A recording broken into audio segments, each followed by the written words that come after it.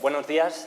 Quería empezar agradeciendo al Instituto Alexander von Humboldt la invitación. La verdad que es un verdadero honor para mí poder estar aquí compartiendo conocimiento con ustedes. Y gracias también a todos los aquí presentes por el tiempo y la atención y haber venido aquí a escucharnos.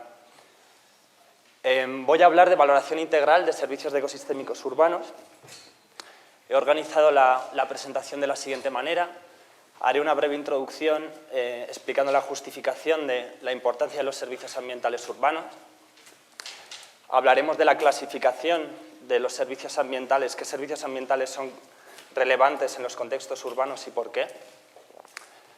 Hablaremos de la valoración de servicios, valoración por métodos biofísicos, monetarios, no monetarios, y qué papel pueden jugar en el planeamiento urbano y en las políticas urbanas.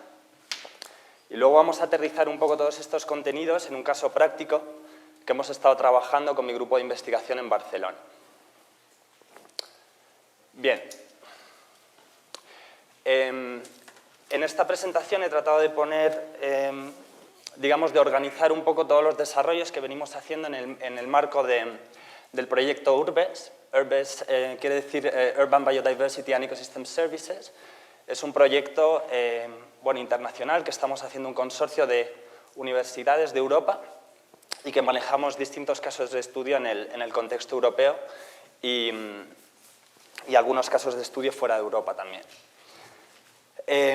Voy a presentar también algunos de los resultados que hemos elaborado para este informe que se llama Cities and Biodiversity Outlook, que hemos preparado para el Convenio de Diversidad Biológica de Naciones Unidas y donde he estado coordinando toda la sección de servicios de ecosistemas y valoración. Y por último, presentaré algunos resultados de toda una serie de trabajos que venimos haciendo recientemente, algunos de los cuales están publicados y otros están en proceso de revisión o todavía en elaboración. Bien, ¿por qué hablar de servicios de ecosistemas urbanos, ¿no? Me preguntaban a veces unos estudiantes, me decían, bueno, las ciudades son la antinaturaleza, ¿no? ¿Por qué vamos a dedicar tiempo a estudiar servicios de ecosistemas urbanos? Bueno, hay una razón que es esencial y es que no podemos dejar de mirar a las ciudades porque vivimos en un planeta urbanizado. En el 2008 se cumplió un punto de inflexión en el cual por primera vez en la historia hay más población en la Tierra viviendo en las ciudades que fuera de ellas.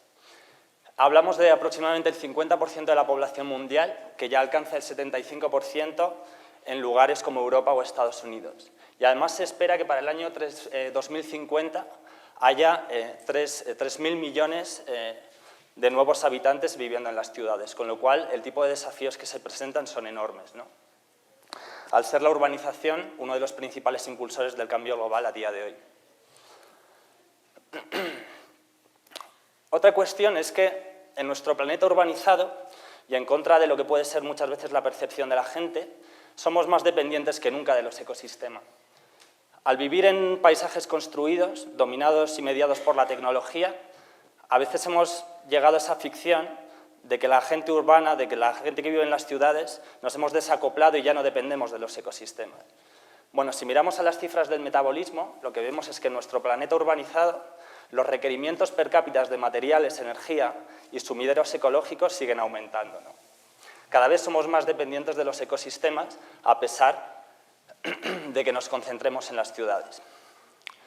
Otra cuestión fundamental es que si las ciudades son viables es porque tienen la capacidad de apropiarse de enormes terrenos de generación de servicios ambientales más allá de su propia superficie. Algunos cálculos señalan que aproximadamente la superficie que está acaparando una ciudad para, digamos, suplir su demanda de servicios de ecosistemas requiere un área entre 500 y 1000 veces superior a la superficie de la ciudad misma, ¿no? Esto ha llevado a algunos ecólogos, como Odum, a hablar de las ciudades como parásitos de la biosfera, zonas que absorben recursos de baja entropía y sueltan residuos de alta entropía que externalizan fuera de la ciudad, ¿no?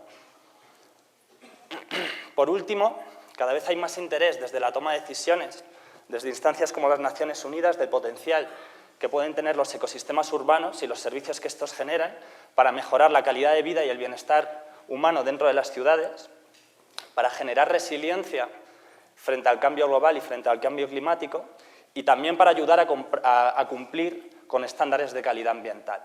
Es decir, hasta ahora en las ciudades siempre se había buscado soluciones técnicas, digamos arreglos tecnológicos para alcanzar los niveles deseados de calidad ambiental, y se está poniendo cada vez más énfasis en el uso de la denominada infraestructura verde o los ecosistemas urbanos como una de las herramientas que pueden ayudar, digamos, a alcanzar esos objetivos, ¿no? Bien, ¿qué son ecosistemas urbanos? Pues uno de los gurús en este campo, que es Stuart Pickett, los ha definido de manera muy sencilla como aquellos ecosistemas en los cuales la infraestructura construida ocupa una gran proporción del territorio o donde las poblaciones o donde la densidad de población es muy alta, ¿no? En el marco de la planificación urbana, de los enfoques de servicios de ecosistemas, etc., a menudo utilizamos la metáfora infraestructura ecológica para hablar de los ecosistemas urbanos. ¿Por qué? Porque ha demostrado ser una palabra, un concepto híbrido que ha tenido mucha capacidad de integración disciplinar de gente que está involucrada en las políticas de sostenibilidad de las ciudades, ¿no? Cuando íbamos los ecólogos y intentábamos hablar de ecosistemas urbanos, pues a veces arquitectos, ingenieros, etcétera, miraban para otro lado y decían, bueno, este no es nuestro tema, ¿no? Simplemente hablando de infraestructura verde ya parecía que teníamos algo en común y que podíamos empezar a dialogar, ¿no? Bien, la infraestructura ecológica incluye tanto la denominada infraestructura verde como la infraestructura azul. La infraestructura verde abarcaría toda una serie de unidades suministradoras de servicios, como pueden ser huertos urbanos, parques, bosques y también los árboles individuales. Y la infraestructura azul pues, comprendería, digamos, todos los humedales, lagos y lagunas, ríos, canales, etc. Clasificación de servicios ambientales urbanos. Bien, no hace falta que me entretenga en esto, creo que ayer quedó suficientemente cubierto en las presentaciones que pudimos escuchar, y hemos visto que, digamos, las grandes iniciativas como la evaluación de ecosistemas del milenio o la economía de los ecosistemas y la biodiversidad llegaron a clasificaciones de servicios de los ecosistemas que consideraban estas 4 grandes categorías, no me voy a detener en ellas, doy por hecho que la mayor parte de la audiencia está familiarizada ya con ellas, y se solían sacar unos listados genéricos que abarcaban entre 20 y 24 servicios de los ecosistemas. Ahora bien, cuando nosotros trabajamos con un tipo específico de ecosistema, no podemos sujetarnos a estas categorizaciones genéricas, ¿no? Tenemos que ver cuáles son las características del ecosistema completo y vamos a ver que de esos listados de 24 servicios hay algunos que no tienen relevancia y hay otros que sí que ni siquiera están considerados y que tienen que ser, digamos, añadidos cuando consideramos el contexto urbano. Esto es un poco lo que he intentado hacer en uno de estos trabajos y vamos a ver brevemente cuáles serían algunos de los servicios que adquieren mayor importancia en este contexto, ¿no? Uno que es fundamental es la producción de alimento.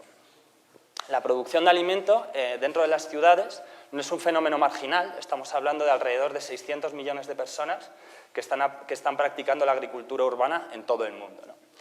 Se practica en los entornos periurbanos, pero cada vez más también dentro de las ciudades, en tejados verdes, en jardines, en huertos urbanos, etc. Si bien en muchos sitios, como por ejemplo en Europa, las cantidades, cuando medimos los flujos físicos asociados a los huertos, pues son bastante modestos, los flujos físicos y monetarios, en otros contextos geográficos se han visto que pueden suponer un abastecimiento, digamos una porción sustancial del abastecimiento de las ciudades, ¿no? Aquí he sacado, sobre todo, donde más datos he encontrado es en Asia y en África, y vemos, pues, por ejemplo, en África, en ciudades como Dakar, hablamos de un 60% del abastecimiento de los vegetales que se consumen, en Dar es Salaam alcanza el 90%, y si vemos en el contexto asiático, pues desde el 7% que puede ser en Phnom Penh, 58% en Hanoi y un 100% en Vientiane, ¿no? Para que veamos que no es solo, digamos, una cuestión simbólica, sino que son flujos metabólicos importantes. Para América Latina me ha costado mucho encontrar datos, pero un caso que ha sido muy estudiado es el de Cuba, sobre todo cuando a raíz de la ley Helms-Burton se implantó el embargo que dificultó la importación de toda una serie de productos que se venían utilizando en la producción agrícola y Cuba tuvo que reinventarse y puso un enorme peso en la producción de la agricultura urbana, ¿no? Según datos de Altieri, del 99, en La Habana, en el año 99 se estaban produciendo, 98 creo que era, se estaban produciendo 8.500 toneladas de verduras, 7,5 millones de huevo y 3.600 toneladas de carne, ¿no? Vemos que son también cifras sustanciales. Una cuestión importante aquí, y esto tiene que ver con la resiliencia y el valor de seguro que tienen los huertos urbanos, tiene que ver con que, si bien en circunstancias normales muchas veces pueden tener un papel relativamente marginal, en situaciones de crisis pueden adquirir una importancia enorme. Cuando se rompen los flujos de abastecimiento de las ciudades y quedan sitiadas por alguna razón, ya sea por crisis económicas, como es en el caso del embargo que acabamos de comentar, o crisis sociales, como es en el caso de las guerras, los huertos urbanos han jugado históricamente un papel muy importante. A mí me pareció bastante espectacular esta foto del Reichstag alemán, el Parlamento de Alemania, en 1946, totalmente destruido, y como ven, están la gente plantando patatas alrededor del Parlamento, por la escasez de alimentos que había. Esto ha sido un asunto que los gobiernos han tomado muy en serio, y como veis, ahí a la derecha, pues incluso ha habido campañas de propaganda estatal en periodos bélicos y postbélicos, intentando promover la agricultura urbana, ¿no? Bien, servicios de abastecimiento, vamos con los de regulación. Uno de los servicios importantes es la regulación microclimática. Aquí estamos hablando de un servicio diferente. Cuando hablamos, por ejemplo, de un sistema de bosque, cuando hablamos de regulación climática estamos mirando sobre todo al proceso de la absorción de carbono. Bien, en las ciudades es una idiosincrasia diferente. Cuando miramos a los procesos ecológicos que están permitiendo regular la temperatura en las ciudades, no estamos mirando a la regulación del clima global a través del secuestro del carbono, sino a través de otra serie de funciones ecológicas. Se considera que son especialmente importantes porque en las ciudades, debido a las emisiones de invernadero, por ejemplo, no sé si saben que el 80% de las emisiones globales de invernadero proceden de las ciudades, se dan muchas veces el fenómeno de las islas de calor, que se generan altas temperaturas respecto al entorno.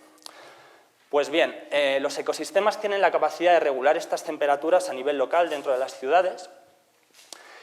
Por ejemplo, ya no tanto a través del secuestro de carbono, sino a través de otra serie de funciones como pueden ser la evapotranspiración, que hace que la humedad absorba el calor del aire y luego lo libere cuando, digamos, amortigua tanto las situaciones de mucho frío como las situaciones de mucho calor. Es lo mismo que hacen también las láminas de agua. Uno de los procesos mediante los cuales se genera esta regulación microclimática urbana es a través de la sombra. Es decir, los árboles, al reflejar la radiación solar, evitan que la superficie sellada del suelo, que absorbe muchísimo calor, lo retenga, digamos, y suban las temperaturas locales. Otro servicio fundamental en el contexto urbano es la amortiguación de fenómenos climáticos extremos. Este es un asunto que tuvo muchísima discusión, por ejemplo, a raíz de las inundaciones que hubo en New Orleans y en Luisiana, cuando hubo toda una serie de trabajos científicos que decían que si se hubieran conservado los ecosistemas costeros que históricamente venían absorbiendo la energía cinética de los grandes oleajes, de los tsunamis, etcétera, digamos, el número de víctimas mortales y la destrucción de infraestructuras habría sido muchísimo menor. Cada vez se está dando más importancia a los corales, a los manglares, a las marismas, como sistemas de amortiguación que están jugando un papel fundamental en la prevención de fenómenos climáticos extremos, ¿no? Y que pueden ser una protección, una barrera protectora de las ciudades. Otra cuestión fundamental, y este es, por ejemplo, un servicio que no vamos a encontrar en las clasificaciones más genéricas, es la amortiguación de la contaminación acústica. La vegetación tiene la capacidad de absorber, desviar, reflejar y refractar las ondas sonoras, las ondas acústicas, y esto es algo que se viene utilizando cada vez más. Digamos, en vez de utilizar estas barreras construidas que tienen unos enormes costes de producción y de mantenimiento, pues están utilizando este tipo de cinturones. Ahí vemos en el caso de Tokio, que rodean las autopistas, etcétera, y protegen de la contaminación acústica. Aquí hay toda una serie de características que son relevantes, que hay que tener en cuenta: la altura, la anchura, la forma de las hojas, su grosor, todas ellas son relevantes. Otro fenómeno que adquiere mucha importancia en el contexto urbano es la reducción de la escorrentía, que a veces también se conceptualiza como la prevención y el control de inundaciones. En las ciudades que tienen muchísima superficie sellada, en función de cuáles sean las características climáticas de la zona, pueden ser muy vulnerables a las inundaciones. Las zonas no selladas, donde hay infraestructura verde, tienen la capacidad de hacer un efecto de esponja con el que absorben la lluvia y hacen que la mayor parte de la escorrentía percole dentro de la tierra. Para que os hagáis una idea, en ciudades que tienen entre un 50 y un 90% de superficie sellada, se calcula que entre el 40 y el 80% del agua se pierde por escorrentía. Valor que podemos comparar con el 10-15% que se suele asignar o que se suele perder por escorrentía en zonas arboladas. Aquí se me ha ido un poco la cosa. Bien. Depuración del aire. Este es uno de los principales problemas que tenemos en las ciudades. En lugares como Barcelona, donde vivo yo, vivimos con niveles de contaminación que están muy por encima de lo que autoriza o, digamos, de lo que recomiendan las autoridades europeas, la Organización Mundial de la Salud, etcétera, y son sobre todo, digamos, el ozono, los dióxidos de azufre y de nitrógeno, el monóxido de carbono y la materia particulada del aire de menos de 10 micras, la que están causando los principales problemas respiratorios, etcétera. Aquí se han desarrollado toda una serie de mecanismos para cuantificar biofísicamente los beneficios que nos está generando este servicio, pero también se han hecho toda una serie de estimaciones económicas, por ejemplo, viendo cuáles son los costes evitados que permite este servicio en términos de enfermedades cardiovasculares, de respiración, etc. Es una de las aproximaciones indirectas que se utilizan para derivar, digamos, aproximaciones al valor monetario o económico que subyace este servicio.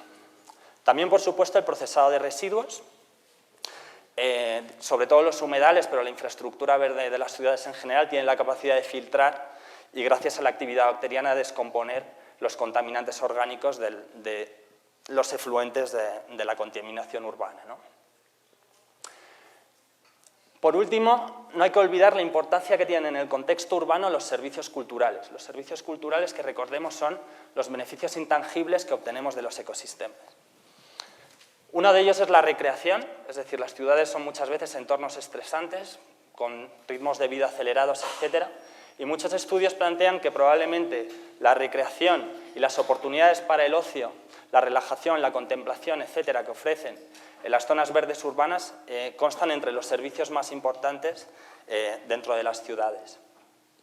Sin olvidar, por supuesto, los beneficios estéticos, que son, digamos, toda la contribución a nuestra salud física y mental que obtenemos de tener vistas a los ecosistemas. Esto se capta, uno de los métodos de valoración económica que está utilizado mucho es la valoración de precios hedónicos, que compara cómo a veces la diferencia de precio de propiedades que tienen características en su construcción muy similares puede variar enormemente en función de las vistas que tenga a través de la ventana un edificio u otro.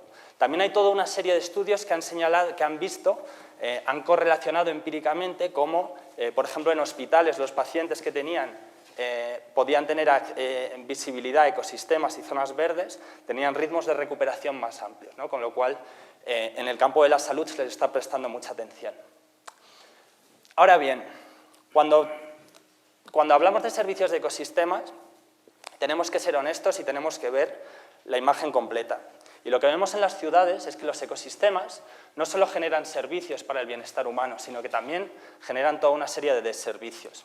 No sé si estarán familiarizados con este nombre, algunos hemos empezado a hablar tímidamente de ello en la literatura, pero hace referencia a los impactos negativos que los ecosistemas pueden tener a veces en el bienestar humano en algunas ocasiones, ¿no? Aquí he planteado algunos ejemplos. Un ejemplo muy claro, por ejemplo, sería las alergias por el polen de los árboles, ¿no? Que es un gran problema dentro de las ciudades, pero también la emisión de compuestos volátiles orgánicos, que es un problema bastante grave en algunas zonas de contaminación del aire y que a veces puede tener consecuencias serias para la salud. Podríamos mencionar muchas más cosas, por ejemplo, cuando los sistemas radiculares revientan el pavimentado y destruyen y aumentan los costes de mantenimiento. Y, por supuesto, pues hay mucha gente que cuando ve ratas, cucarachas, etcétera, no lo ve como un servicio, sino como un desservicio, ¿no? Para dar una vuelta más de tuerca a la complejidad del asunto, lo que puede ser un servicio para algunos actores sociales puede ser un desservicio para otros, ¿no? Algunos podemos disfrutar paseando por un parque por la noche, pero otras personas pueden sufrir estrés y miedo de pasar por ahí porque les puedan atracar, etc. Lo mismo ocurre, por ejemplo, con los árboles que encontramos en las calles. Para los transeúntes urbanos esos árboles pueden ser un servicio, pero para la gente que está dentro de las casas, que les está bloqueando las vistas de sus ventanas, pueden ser un desservicio, ¿no? Una cuestión importante que no podemos dejar de lado si queremos ver toda la complejidad del asunto. Bien, valoración de servicios para el planeamiento urbano. Este es un esquema que he elaborado junto a uno de mis colaboradores, David Barton, en el que cogemos el esquema general del TIB, de la economía de los ecosistemas de biodiversidad, y ese esquema que plantea de los 3 grandes pasos que puede tener el papel de la valoración en reconocer el valor de los ecosistemas, en demostrarlo y en capturarlo de manera que quede reflejado en transacciones reales. Y bueno, y hemos visto cómo esto se relaciona con toda una serie de contextos en la toma de decisiones dentro de las ciudades, ¿no? Aquí, pues como pueden ver, podemos utilizar la valoración, muchas veces simplemente en el sentido metafórico. Para mí sigue siendo quizá el papel más potente que puede jugar el enfoque de los servicios de los ecosistemas, porque creo que cuando intentamos pasar de la metáfora a la cuantificación y a la mercancía, perdemos y entramos en muchísimos problemas.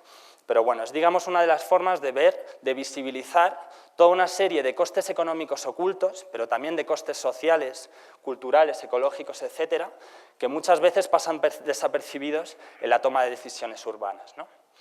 Luego se pueden ya llevar a niveles mucho más aplicados, por ejemplo, para ordenación territorial, organización de usos del suelo.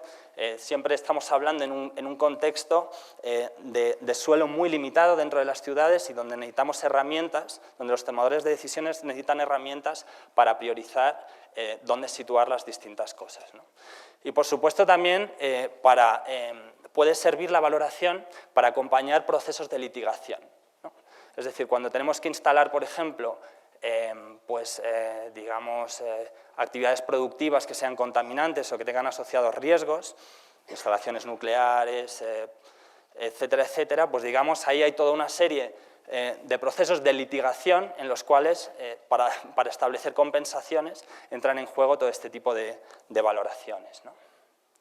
A medida que pasamos de la parte más metafórica a la parte más operativa, más aplicada, los requerimientos de la información y los costes de generar esa información aumentan y nos complican un poco las cosas, ¿no? Bien, aquí pongo algunos ejemplos que tenemos revisados de estudios que se han hecho sobre algunos de los costes no contabilizados que están asociados a la pérdida de infraestructura ecológica en las ciudades, ¿no? No nos vamos a perder en el río de cifras, pero para que puedan ver, aquí pongo 3 ejemplos, el caso de la purificación del aire, de la regulación microclimática y de la regulación climática ya a nivel global a través del secuestro de carbono, y vemos que en algunos casos pues, son cifras bastante substanciales, ¿no? En el caso de Chicago se veía que digamos, la vegetación estaba absorbiendo del orden de 5.500 toneladas de contaminantes al año, que se estima en unos 9 millones aproximadamente de dólares de dinero que le está ahorrando a las arcas municipales, ¿no? También en el caso de Filadelfia estamos para el caso de la regulación microclimática, también se habla de que esto está ahorrando aproximadamente unos 4 millones de dólares anuales. ¿Por qué? Porque muchas veces lo que utilizamos para hacer este tipo de estimaciones es decir, bueno, si este servicio no nos lo estuviera generando de forma gratuita el ecosistema y tuviéramos que reproducirlo por métodos tecnológicos y artificiales, ¿cuáles serían los costes asociados, ¿no? Entonces, una de las cosas que se ha visto es cómo la infraestructura verde digamos, reduce muchos costes, por ejemplo, en calefacción y en refrigeración, respectivamente en las épocas frías y cálidas. Van a notar que yo siempre tengo un sesgo hacia el contexto de los climas templados europeos, etcétera. Entiendo que aquí la situación podría ser un poco diferente, ¿no? Y si vemos, por ejemplo, el caso del secuestro de carbono, digamos como uno de los servicios que se considera la mitigación del cambio climático que se puede hacer desde las propias ciudades, pues vemos que en el caso, por ejemplo, de Filadelfia, estamos hablando de un almacenamiento en la vegetación urbana de unas 530.000 toneladas que puede estar generando, bueno, como ven a la derecha, tampoco hace falta que nos perdamos en las cifras, pero otra vez cifras económicas bastante sustanciales, ¿no? Vale, vamos a pasar un poco más rápido. Con el caso de estudio de Barcelona, aquí hemos estado trabajando sobre todo en las dos principales áreas verdes de la ciudad. Una de ellas es el Parque de Montjuïc, que es el principal parque urbano de la ciudad y muy orientada a la producción de servicios culturales. Y aquí, ¿por qué nos hemos centrado en los servicios culturales? Porque habíamos hecho análisis previos que nos demostraban que eran los más valorados por los beneficiarios de los servicios, ¿no? Aquí utilizamos toda una serie de métodos, algunos eran no monetarios, otros eran monetarios, en este caso utilizamos, por ejemplo, el coste de viaje. Gracias. Y nos permitió sacar toda una serie de estimaciones sobre la importancia relativa, monetaria y no monetaria de los servicios generados por este parque, ¿no? Veíamos que en términos monetarios, servicios como la recreación, la salud mental y física y el turismo adquirían los valores más altos y que la educación ambiental, estamos siempre hablando de servicios culturales, alcanzaba niveles más bajos, ¿no? Dentro de la valoración monetaria veíamos que la recreación era el servicio más valorado y el turismo, digamos, era el que tenía un valor económico asociado más bajo. Una de las cosas que hicimos aquí era intentar separar siempre el valor que es atribuible a los servicios de los ecosistemas del valor que es atribuible a los servicios económicos que vienen no ya del capital natural, sino de las infraestructuras y del capital construido, porque si no, entraríamos en problemas de doble contabilidad. Con lo cual, pese a todas las dificultades de delinear uno del otro, siempre hay que intentar mantener cierta claridad en esta separación, ¿de acuerdo? Otra de las cosas que hicimos, porque la idea era ver cómo podíamos apoyar el planeamiento urbano a través de esto, era ver cómo los servicios, cómo distintos usos del suelo, en función no solo de sus características biofísicas, pero también de su régimen de manejo, digamos, potenciaban unos servicios u otros, ¿no? Entonces, lo que se veía aquí era que, por ejemplo, zonas que a lo mejor tenían las mismas características ecológicas, pero una estaba manejada mucho más intensamente que la otra, pues si vemos un césped, por ejemplo, que está muy manejado, ofrecía altos valores para servicios recreativos, pero una zona más aselvajada pues generaba muchos más beneficios estéticos, ¿no? Eso para que veáis que no es solo, digamos, las características biofísicas, sino el régimen de manejo el que determina el valor. La segunda zona que estudiamos fue el bosque urbano de Barcelona, que es la mayor parte de la superficie verde de Barcelona. Y aquí utilizamos un programa que se llama el iTree Model, que está desarrollado por el Departamento de Estado Forestal en Estados Unidos, con los cuales estamos colaborando en este proyecto, y hemos modelizado para hacer mediciones de los servicios de depuración del aire y de secuestro del carbono, pero también de un deservicio que es la emisión de compuestos volátiles orgánicos que perjudican a la calidad del aire. Bien, me estoy quedando sin tiempo, con lo cual no me voy a poder extender mucho, pero aquí pueden ver algunas de las cifras que obtuvimos. Esto es el diseño del muestreo. Lo que hicimos aquí fue muestrear 579, haciendo un muestreo aleatorio dentro de la ciudad, 579, digamos, plots, ¿cómo se llama eso en castellano? Parcelas, efectivamente, gracias. Y utilizamos técnicas de dasometría para hacer una medición cuantitativa de toda la estructura ecológica, es decir, no solo contabilizar el número de árboles, arbustos, etcétera, sino su grosor, el tamaño de las copas, etcétera, etcétera. La gente que haya, digamos, visto algo de forestales o de dasometría estará familiarizada con estas técnicas. Los valores que obtuvimos para la purificación del aire, pues podemos ver que las cifras absolutas que sacábamos aquí, y estoy hablando todo el rato de cifras biofísicas, cantidades biofísicas y valores monetarios, ¿no? Estábamos, bueno, sin entrar demasiado en las cifras, pero estamos viendo que se le asignaba pues, la capacidad de eliminar del aire unas 300 toneladas de contaminantes anualmente, a las que se asigna un valor de cerca de 2.400 millones de dólares. Aquí lo ven más claro. Como ven, el caso, digamos, donde es más efectivo es en la remoción de partículas de menos de 10 micras, que es uno de los principales problemas respiratorios. Y bueno, cuando vemos el caso del secuestro de carbono, pues estamos viendo aquí tanto secuestro de carbono como almacenamiento de carbono. Esto es una diferencia que siempre hay que tener presente. Cuando hablamos de secuestro de carbono, estamos hablando de una función de stock. Cuando estamos hablando de secuestro de carbono, estamos hablando de una función de flujo y, por tanto, lo tenemos que considerar por unidad de tiempo, ¿de acuerdo? Por último, la emisión de sustancias volátiles orgánicas, que alcanzaba las 184 toneladas anuales. Ahora bien, nosotros cuando lanzamos estas cifras, a veces nos parecen bastante espectaculares, decimos, bueno, pues estamos absorbiendo 115 millones de carbones de tonelada al año. Yo leí toda una serie de estudios que, digamos, resaltaban estas cifras, pero yo siempre me llamaba la atención que no se asociara, digamos, que no se contextualizara, pues dentro de, por ejemplo, cuáles eran las emisiones relativas dentro de la ciudad y cuáles eran los objetivos que se perseguían, ¿no? Cuando contextualizamos estas cifras, a veces los resultados pueden ser un poco más decepcionantes, ¿no?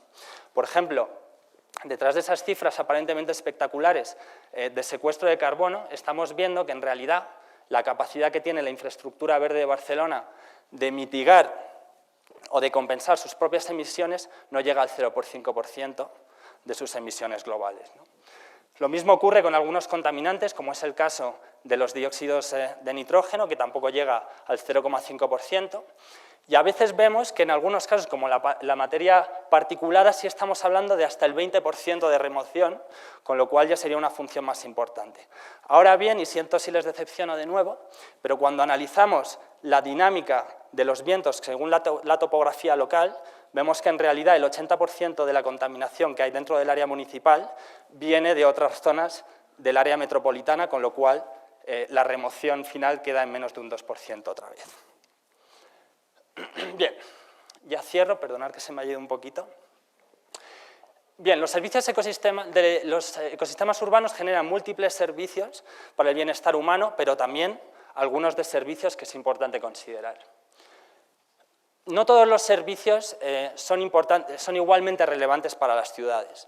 Hay algunos servicios en los cuales las ciudades se pueden aprovechar de los ecosistemas que quedan fuera de las ciudades, como es, por ejemplo, el secuestro de carbono. Pero hay otro tipo de servicios que no son transferibles, es decir, que solo se pueden disfrutar in situ. Tú no puedes tener recreación dentro de la ciudad con ecosistemas fuera de la ciudad, ¿no? Eso por entender un poco la diferencia de lo que es exportable y lo que no es exportable. Restaurar y mantener la infraestructura ecológica puede mejorar la calidad de vida y ayudar a cumplir los estándares de calidad ambiental en las ciudades.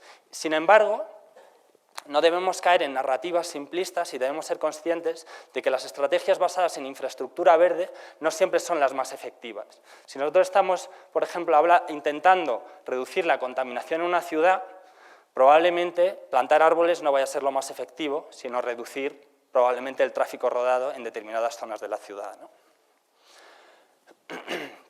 Otra cosa importante es que si nosotros queremos llegar a cifras sustanciales en la capacidad de compensar contaminación, emisiones, etcétera, tenemos que trabajar con enfoques multiescalares, es decir, no nos podemos, digamos, circunscribir a las escalas municipales, tenemos que trabajar en coordinación las autoridades municipales con las metropolitanas, con las regionales, etcétera.